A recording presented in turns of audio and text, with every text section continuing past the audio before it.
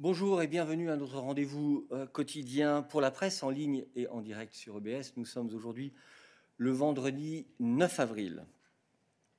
The President's agenda for next week only contains one entry for the moment. She will chair, as usual, the college meeting on Wednesday morning. And as usual, we will be able to share the meeting's agenda next week after the preparatory meeting of heads of cabinet. That is all for announcements today. We can now start taking your questions, and I give the floor to Anne Gelinek. Anne.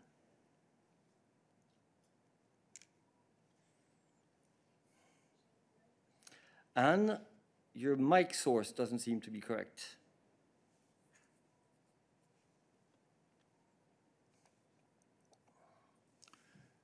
Yes, now it's working. Now it's working? Yes. Good. Okay. Hello. I have a question on vaccines. We have evidence that distributors of vaccines, with the knowledge of the producers, sell vaccines on the so-called grey market to EU member states and also outside of the EU. What is your comment on this, especially in the light that AstraZeneca does not fulfill its contracts with the European Union? Thank you. This is a question for Stefan. Thank you very much for this question. The first thing I would like to stress here that when we conclude our advanced purchase agreements, we do that on the basis of the needs that the different member states have. So we want to make sure that all the needs of the member states are covered.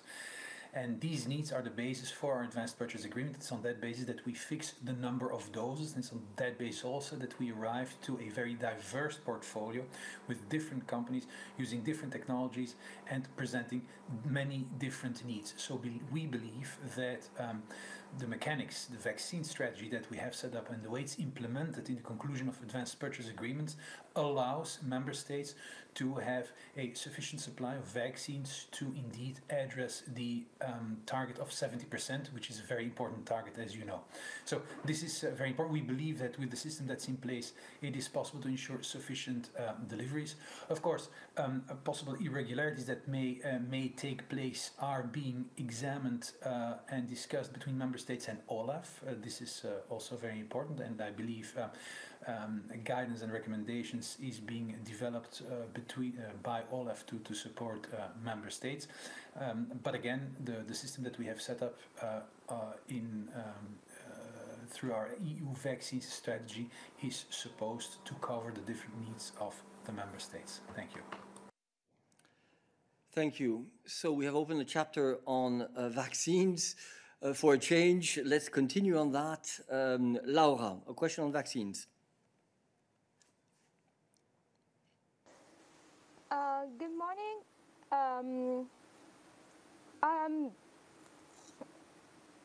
Go ahead, Laura. Regarding the vaccines, it's okay? Yes, go ahead. Is it working? Okay. I wanted to know what can the Commission do to foster the trust in people following the recent European Medicine Agency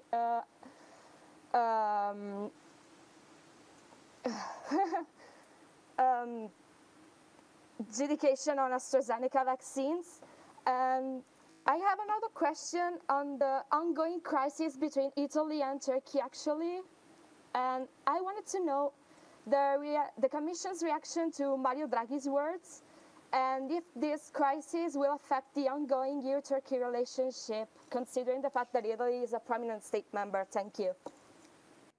Thank you, Laura. The practice in this press room is that we take issues by theme in order to facilitate subsequent viewing of the questions and answers on EBS. So we take note of your second question, to which we will come back. But we will stick to the question on vaccine and the issue of confidence in vaccines. And I pass the floor to Stefan.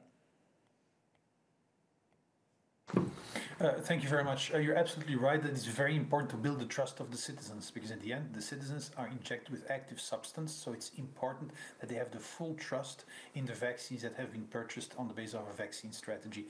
And I believe two keywords are very important here. That's transparency, and that's also a scientific approach. Transparency is very important in terms of the processes that we follow to show clear to the European citizens how we have come to these different purchases of vaccines.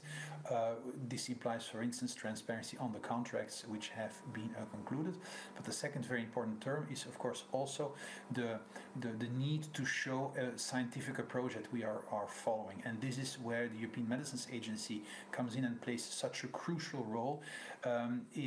It's one of its main tasks is to assess the effectiveness and the safety of the vaccine. This is something that they do in the context of a market authorization request, where they go very deeply into the vaccine, into the production processes, to check the safety and effectiveness of the vaccine. But they continue to do this in the context of pharmacovigilance, for instance, where EMA, together with the member states and the Commission, continues to follow the vaccinations and new data that become available with the progress of different vaccination. So it's very important that we build indeed the trust of the citizens, and EMA and the scientific approach plays a very important role in this. Thank you. Thank you. We continue on the issue of vaccines, and I go to Lorenzo.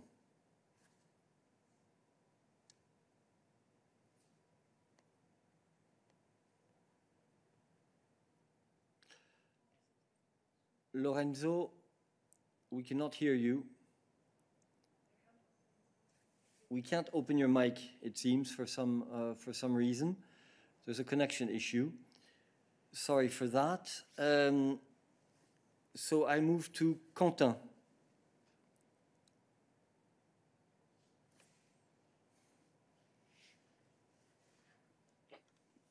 Ah, bonjour Eric, est-ce que tu m'entends? Je t'entends, vas-y. Super, merci. Non, ce serait pour savoir, est-ce que la Commission européenne a un commentaire à faire sur ce qu'a écrit EU Observer ce matin sur le vaccin russe, et comme quoi l'Agence européenne du médicament a retrouvé des potentiels décès sur ce vaccin? Est-ce que vous êtes en contact avec l'Agence européenne du médicament dessus, sachant que si mes souvenirs sont bons, vous visitez l'usine, il y a une visite en Russie de l'agence bientôt pour notamment voir la capacité industrielle. Merci. Merci. Comme tu sais, ces questions sont vraiment du ressort de l'Agence européenne du médicament, et nous nous abstenons de faire des commentaires sur un travail en cours d'analyse d'un vaccin. Je passe cependant la parole à Stéphane pour voir s'il a des éléments à rajouter. Merci Eric. Non, tu as tout à fait raison. Ce sont des questions qui doivent être posées, je pense, à l'Agence des médicaments européens. C'est eux qui font l'évaluation des différents vaccins, qui suivent l'état de la question. Et en ce qui concerne le vaccin Sputnik, vous savez que l'EMA est en train de faire un rolling review. Donc, ils font une révision des données que l'agence reçoit au fur et à mesure du producteur ou du laboratoire qui produit Sputnik. Mais encore une fois, c'est l'EMA qui est mieux placé pour vous donner plus d'informations sur les cas auxquels tu fais référence. Merci. Merci beaucoup. Nous passons à Griselda, toujours sur les vaccins. Oui, merci beaucoup. Merci beaucoup, Eric. Il y a plusieurs États membres qui se posent la question de ne pas fournir la deuxième dose d'AstraZeneca. Je me demandais s'ils ont ces doses, ils peuvent les retourner. Est-ce qu'il y a quelque chose de prévu dans les contrats pour des cas où par raison des effets secondaires non prévus initialement, les doses peuvent être retournées à AstraZeneca, ou l'argent peut être demandé à cette entreprise de pharmacie? Merci. Stéphane.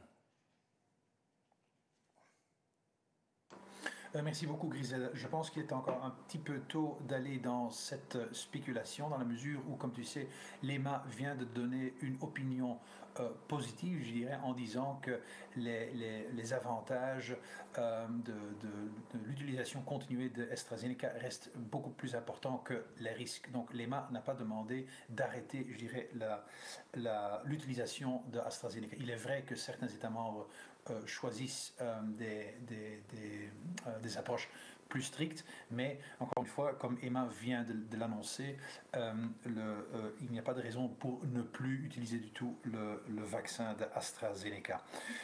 Et donc je pense que c'est quelque chose qui est maintenant en train d'être suivi par les États membres, par la Commission, entre autres dans le Health Security Committee, et je pense qu'on doit d'abord suivre la situation et l'approche que nous espérons cohérente que sera suivie entre les différents États membres. Merci. Griselda, tu as une question de suivi? Oui, merci beaucoup. Mais est-ce que dans les contrats, cette éventualité est prévue d'une certaine façon ou d'une autre? Merci. Je ne pense pas, Griselda, que nous puissions aller plus loin que ce qu'a dit Stéphane en ce qui concerne la situation actuelle.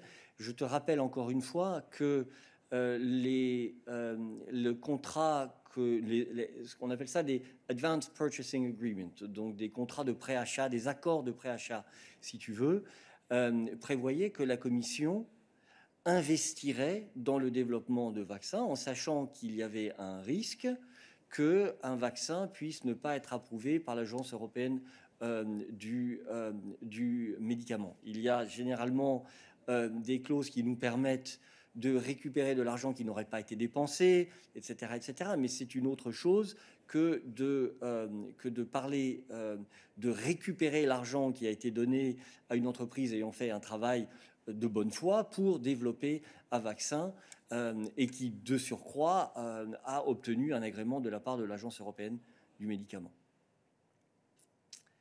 Alors, Lorenzo, on va essayer une dernière fois. Sinon, je te demanderai de nous contacter bilatéralement.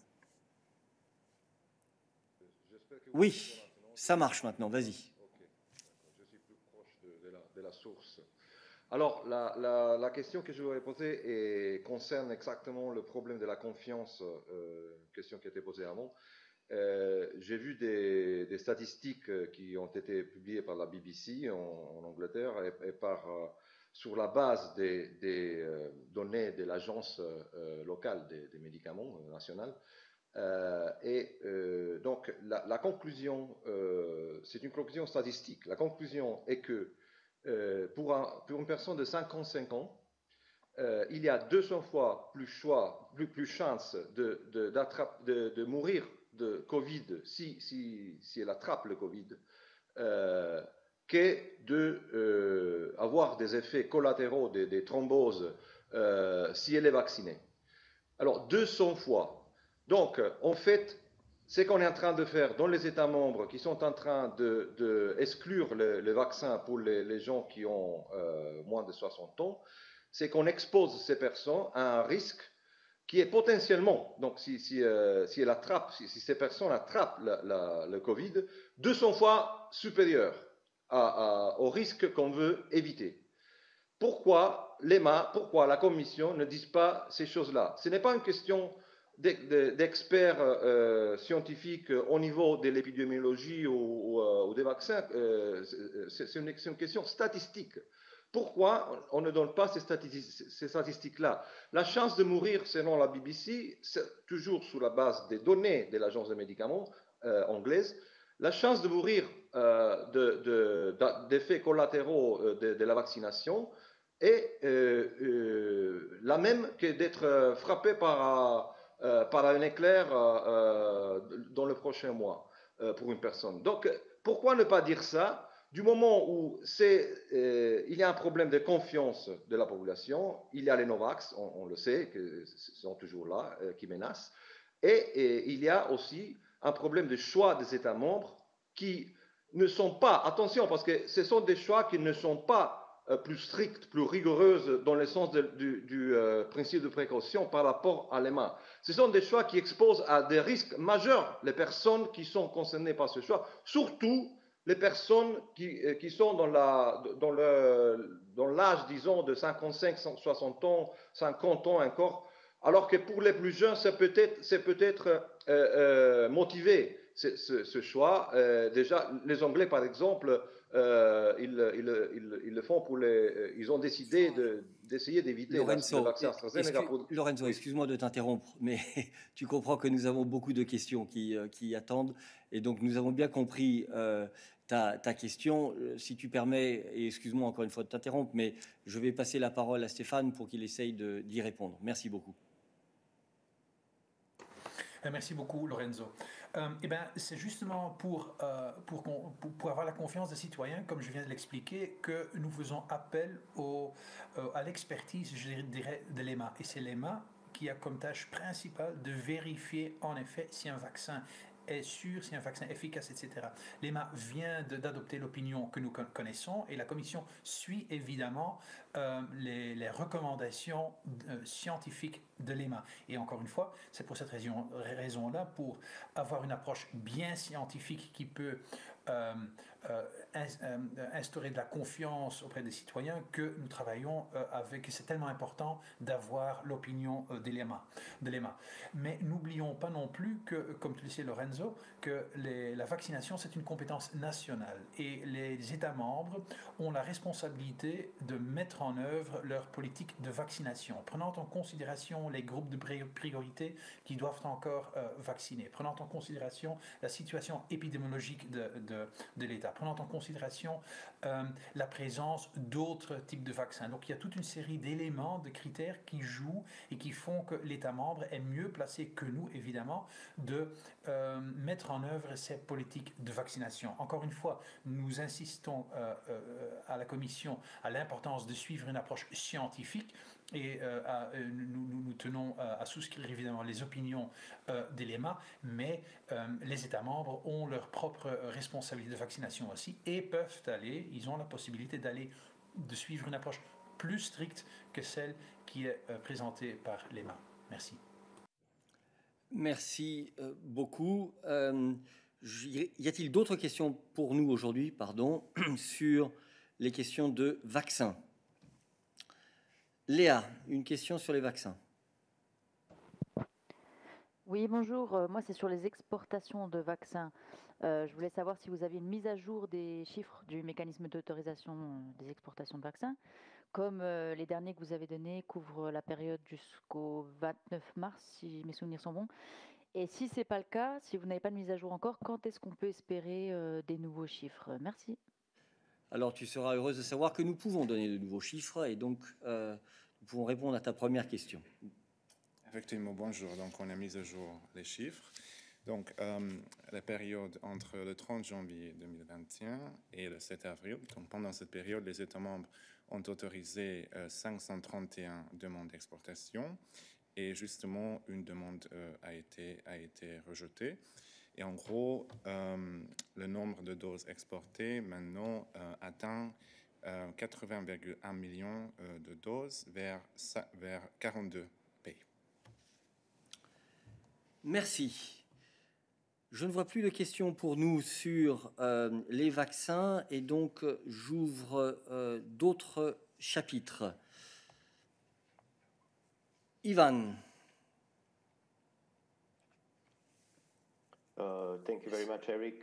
Actually, I have a question about Montenegro, about tensions and demonstrations that happened yesterday.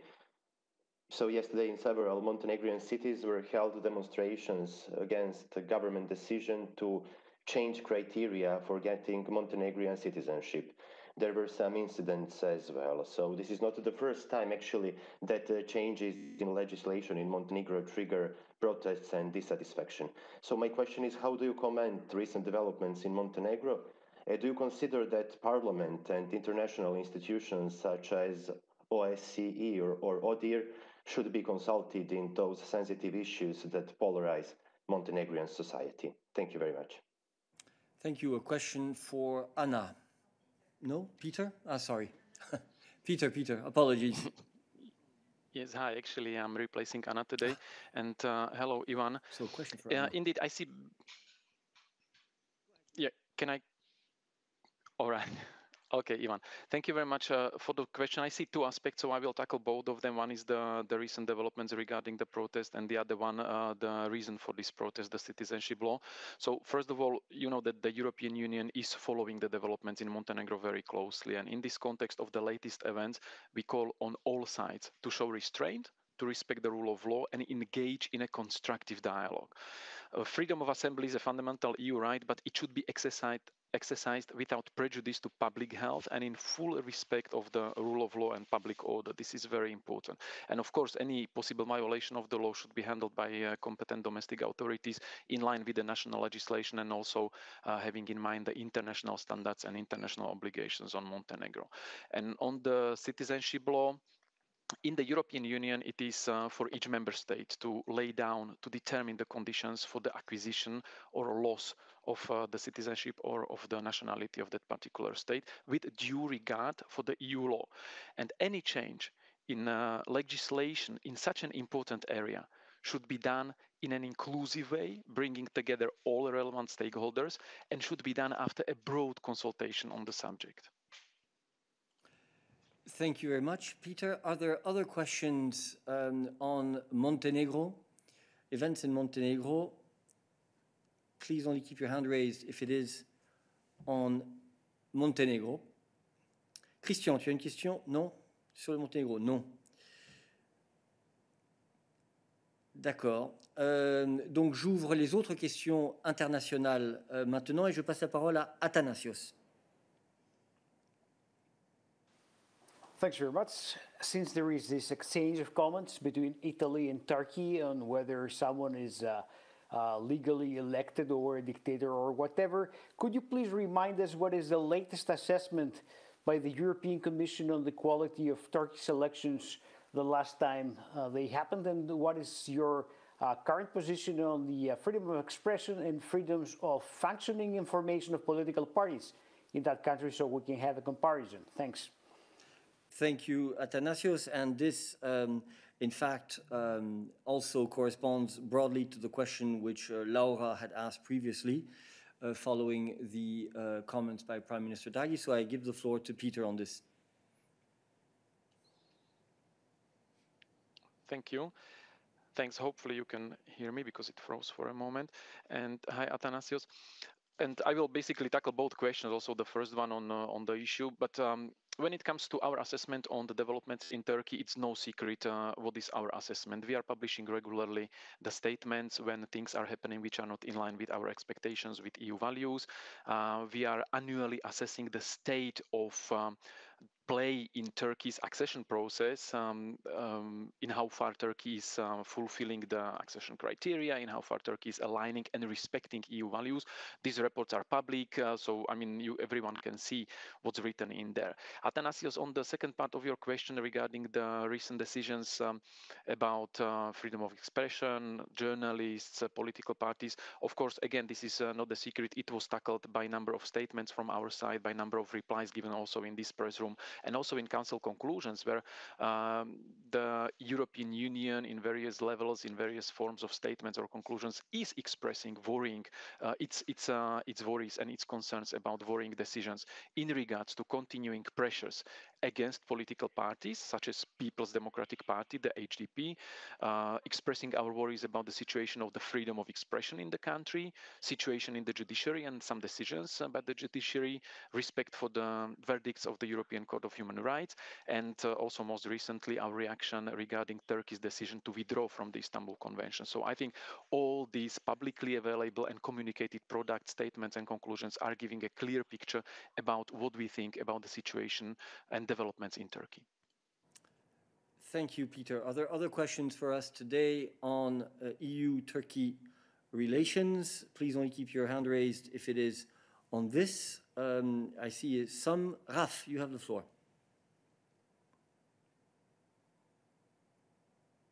Nevertheless, Peter, this was supposed to be the week of some rapprochement with Turkey, and it basically ended with one EU leader calling Erdogan a dictator. I just wondered if you could chart us a bit the way ahead to get both sides closer together again, and preferably with enough chairs in place.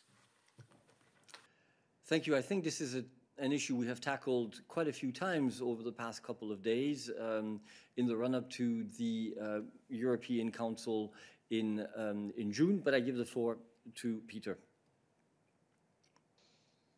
Indeed, there is not much to add to what you and Nabila were explaining in the past few days. And the only thing, Raf, regarding the timelines or the next steps is indeed the Council in June, which will assess everything that has been done and everything that has been happening in the EU-Turkey relations, using the input and as a building block also the results of the very important discussions by both presidents in Ankara. And as was stressed several times, I mean, let's not forget the substance which was discussed in Ankara between Presidents Michel, von der Leyen and Erdogan. And this is part of the efforts by the EU to make sure that we try to get back to a normal constructive cooperation with Turkey as requested by the EU in form of the latest Council conclusions. Thank you. Christian, tu as la parole. Oui, tu m'entends? Vas-y, Christian. Alors, je voudrais faire part de ma perplexité parce qu'effectivement, on est en train de fixer les critères et les conditions à la Turquie. On parle du respect de la liberté d'expression, on parle de la Convention d'Istanbul. J'ai déjà posé la question hier, je n'ai pas été très satisfait par la réponse, mais comment est-ce que l'Union européenne peut donner des conseils et des recommandations alors qu'elle n'a pas le nez propre, qu'elle-même a des problèmes à sa porte? Je veux dire, on va donner la présidence tournante de l'Union européenne à la Slovénie, dont le Premier ministre se bat complètement de la liberté d'expression, de la liberté de la presse et fait des pressions aussi intolérables sur ces médias que la Turquie peut en faire. Le problème avec la Convention d'Istanbul, comment est-ce qu'on peut demander ou faire des pressions ou en faire une condition, alors que le président Michel hier a dit qu'il y avait 6 pays de l'Union européenne qui n'avaient toujours pas ratifié cette convention. Madame von der Leyen parle de 4, là aussi il y a un hiatus entre les deux, j'aimerais qu'on fasse le point. Mais est-ce que c'est pas un peu délicat d'avoir cette espèce de pointe sur les droits de l'homme, la liberté d'expression, les droits des femmes, quand chez nous on n'a pas fait le ménage et qu'on n'arrive pas à faire le ménage? C'est ça qui me laisse un peu perplexe et j'aimerais savoir si vous avez une réponse. Merci. Merci Christian. Je crois que la démocratie est un état de droit qui nécessite des combats permanents. Nulle démocratie n'est parfaite et chaque démocratie fait face à n'importe quel moment à des défis. C'est vrai en Europe, c'est vrai dans d'autres démocraties dans le monde. On le voit souvent en ce moment avec, par exemple, les nouveaux développements technologiques et nous avons eu souvent l'opportunité d'en parler ici. Ce qui se passe, c'est que dans l'Union européenne, nous avons des outils et Christiane a souvent l'opportunité de vous en parler pour s'assurer que les États membres de l'Union européenne respectent leurs obligations selon les traités et la législation européenne. Ça n'est pas toujours facile, je te le concède. Cela peut souvent avancer plus lentement que ce que l'on souhaiterait, mais dans les faits, il y a au sein de l'Union européenne des droits qui sont inscrits noir sur blanc et des mécanismes pour les faire respecter. Et donc, il ne me semble pas qu'il y ait de contradiction entre le fait qu'il y ait malgré tout des difficultés sur certains points auxquels nous nous attaquons et le fait de demander à des États tiers qui souhaitent rejoindre l'Union européenne de reconnaître ces valeurs, reconnaître ces droits, accepter les outils qui sont mis en place au sein de l'Union européenne avant que d'y accéder. En ce qui concerne le hiatus entre les 4 et les 6, j'avoue ne pas être suffisamment spécialiste sur cette question. Je ne sais pas si Peter peut répondre à la question. Peter, on how many member states have not ratified? No, we will have to come back. Yeah, we will have to come back to you on this. Pardon, Christian, on reviendra vers toi sur cette question. Nous allons faire les... Adalbert me dit que ce sont 6. Adalbert, pardon. Est-ce que tu veux prendre la parole sur ce point? Oui, tout à fait. Juste pour clarifier qu'en effet, actuellement, 6 États membres n'ont à ce stade pas encore ratifié la Convention d'Istanbul, sachant que toutefois, tous les États membres ont signé la Convention d'Istanbul, et c'était également le cas pour l'Union européenne dans son ensemble. Ça a été fait en juin 2017, et depuis lors, nous travaillons ensemble avec le Conseil pour l'accession de l'Union européenne à la Convention d'Istanbul. Merci. Christian, tu as une question de suivi. Profitant de la présence de Dalbert, qui nous les cite, s'il te plaît. Alors, une liste non pas à la Prévert, mais une liste quand même. Tout à fait. Cette liste est la suivante. Il s'agit de la Bulgarie, la République tchèque, la Hongrie, la Lettonie, la Slovaquie et la Lituanie. Voilà. Nous continuons sur ce sujet. Je passe la parole à Salam.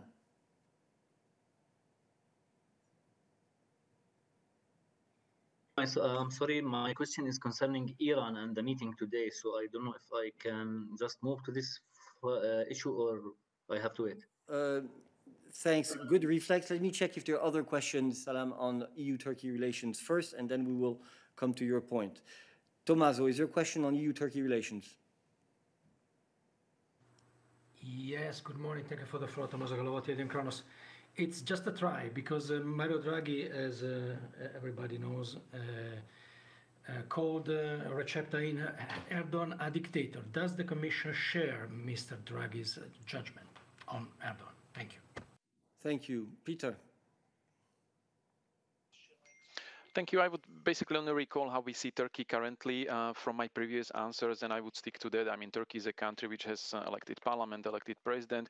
Turkey is also a country with which we have a number of concerns, a lot of cooperation also in many areas. These concerns or these worries are concerning also issues such as freedom of expression, fundamental rights, state of judiciary, as just explained. So this is a complex picture, but it's not up to the EU to qualify a system or a person. Thank you very much. That is the last question on Turkey, so we come back to you, Salam.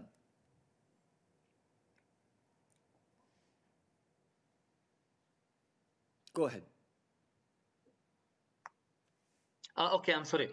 So my question is, now I think the meeting is finished, and we have only to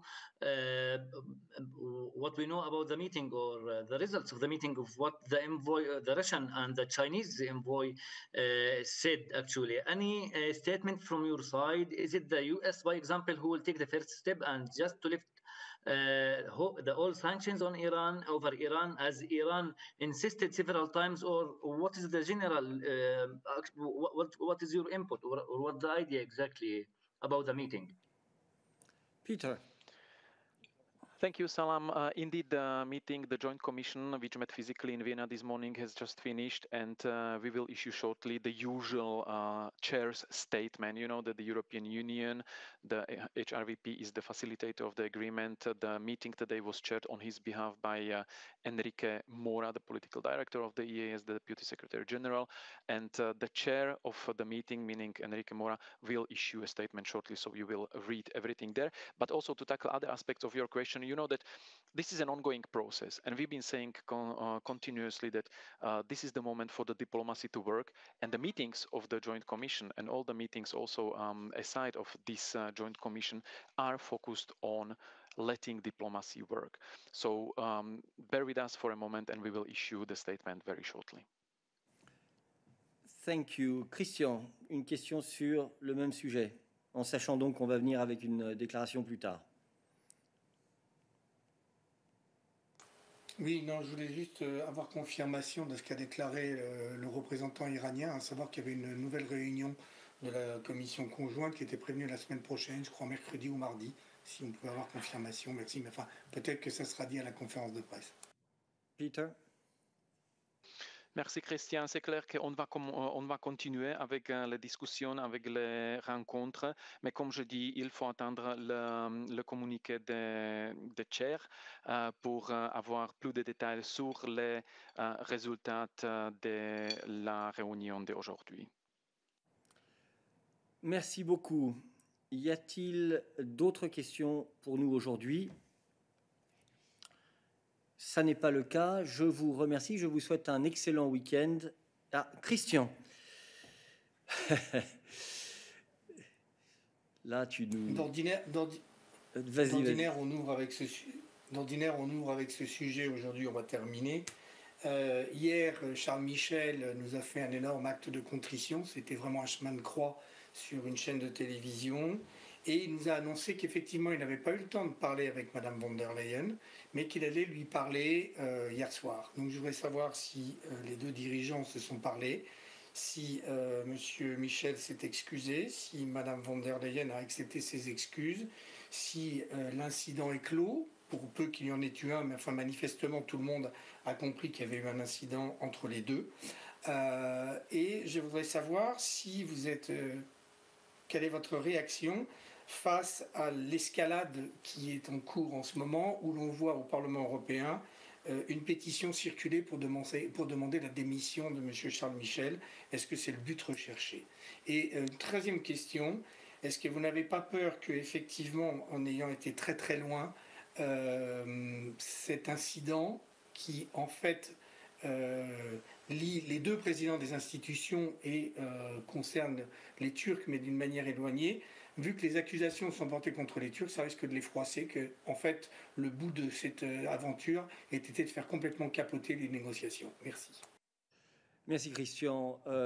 Non, je n'ai pas d'informations sur le fait que les deux présidents se soient parlé jusqu'ici.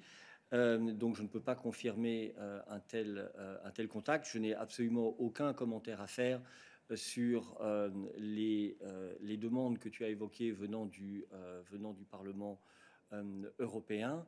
Et je ne vais certainement pas faire de commentaires non plus sur l'effet de ce voyage sur les relations entre l'Union européenne et la Turquie. J'ai eu amplement l'occasion de dire que malgré cet incident, l'Union européenne avait pu faire passer des messages au président turc et écouter bien entendu le point de vue du président turc. Ce voyage est un événement dans un processus qui va mener au Conseil européen de juin. Griselda. Oui, merci beaucoup. Est-ce que Mme von der Leyen considère que M. Michel a une responsabilité sur cette affaire de la chaise? Merci. Merci Griselda. Je n'ai absolument aucun commentaire à faire là-dessus. J'ai largement expliqué quelle a été la réaction de la présidente lors des événements en Turquie et je m'en tiendrai là. Y a-t-il d'autres questions pour nous aujourd'hui? Ça n'est pas le cas et donc cette fois-ci, pour de vrai, je vous souhaite un bon week-end et nous nous retrouverons lundi. Merci beaucoup.